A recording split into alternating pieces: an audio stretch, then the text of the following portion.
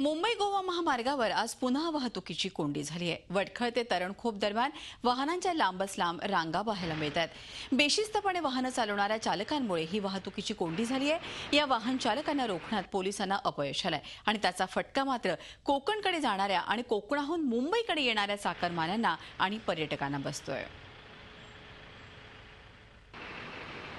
एकूणच या संदर्भात अधिक माहिती घेऊयात। आपले प्रतिनिधी प्रफुल्ल पवार आपल्याबरोबर आहे।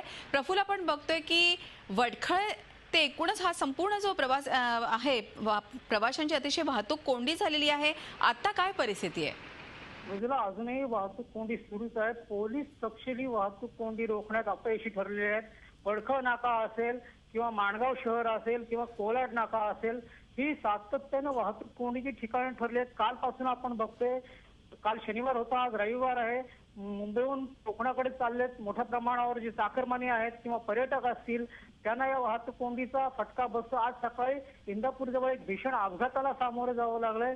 एकूणच ही परिस्थिती रोखण्यात पोलीस अपयशी ठरत आहेत। यात महत्वाची गोष्ट अशी आहे की जे बेशिस्त वाहन चालक, प्रत्येकाला घरी लवकर जायची घाई झाली आहे, त्यामुळे प्रत्येक जण वाहनं घुसवण्याचा प्रयत्न करतो आणि त्यातून ही वाहतूक कोंडी होते। दुसरं कारण असं आहे की महामार्गाच्या चौपदरीकरणाचं जे काम सुरू आहे, ते काम अतिशय संथ गतीने सुरू आहे।